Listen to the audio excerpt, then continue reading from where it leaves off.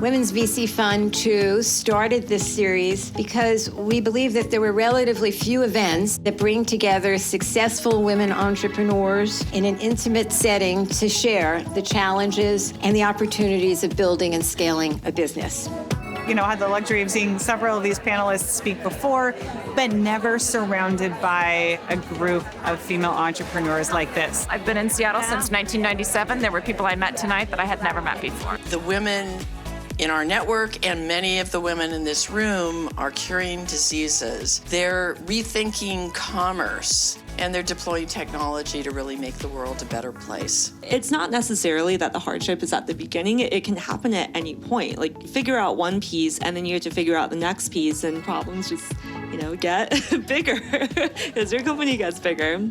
On the opening day of boating season in 2013, we burned down our first production facility. Almost everybody in our company, our investors, believed it was the end of the company. But I've learned through all of these experiences that at the end of the day, it's only over when you decide you're done. Being an entrepreneur is incredibly difficult. You spend most of your time in the trough of despair with amazing high moments, and you're right back in the trough of despair. Your job as a CEO or an entrepreneur is really a psychologist. You have to be able to deal with a spectrum of people. Being a psychologist, I feel like that's 80% of my job, right down to sales, like trying to sell into large enterprises.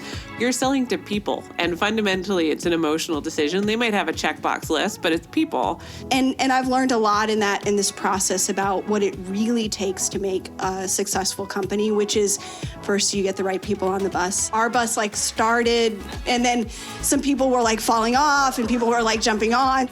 I thought it was all about the technology and the product. That was the easy part, and it really is all about people, and it's about understanding their psychology and understanding how to give people a sense of purpose and a mission, and continuing to drive the company forward through people. My analogy for product market fit is you're a hamster on a wheel, and you're running on the wheel, and the wheel's turning, and you don't quite know if you're turning the wheel or if the wheel's turning you.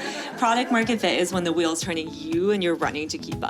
She said, we're getting a lot of requests for boxer briefs for women. We pulled out the computer and typed in boxer briefs for women, and up came a pair of Spanx. Pretty sure that wasn't what our customer was looking for. Felt like we had found a hero product. There's this white space that a lot of people that have never been seen in the fashion world and have a lot of unmet needs. Yes, we're dealing with Alzheimer's. The drug should sell itself, but it's not like this. It's actually effective drugs can be a failure if you don't have a good commercialization and market access plan.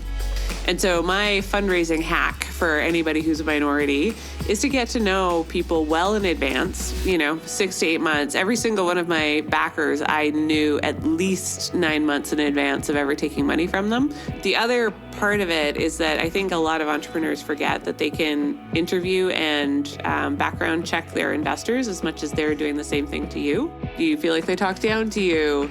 Yeah, I had meetings with investors that were really horrible. I had meetings where people made racist remarks to me, sexist remarks to me, and it was pretty shocking. VCs can't think that they can do whatever they want, and then entrepreneurs are still going to come to them. We spent a lot of time talking to people that were not going to give us any money. And so be very careful and strategic. Look and see if they've invested in companies like you. Look at what their portfolio is. Call and ask them what their thesis is. A reality check to all the new entrepreneurs.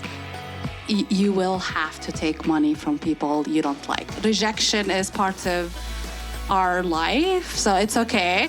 One of the things I think that was different about tonight was there was enough in-depth time that we got way past the normal trite things that we all say about our business. Really getting to dig into the experience that these founders had, which was reassuring, I think, for all of us in different phases to know that the journey is long for all of us.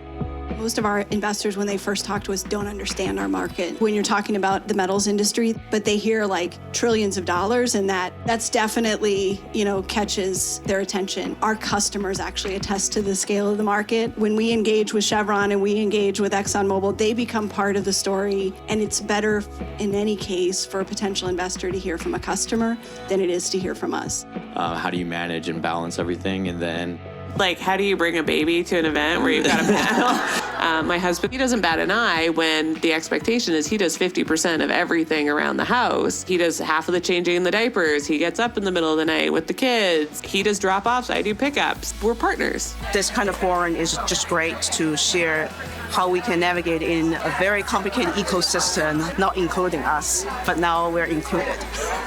I want to know what the advantage of being a woman doing this job is. Better shoes.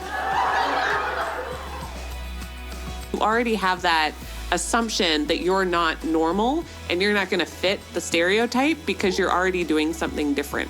There is something to be said for walking into a room full of men that don't think you belong. For me, it's inspired me to be like better than everybody else in the room, which is actually kind of a cool thing. Like, I am the best in my field. That's it.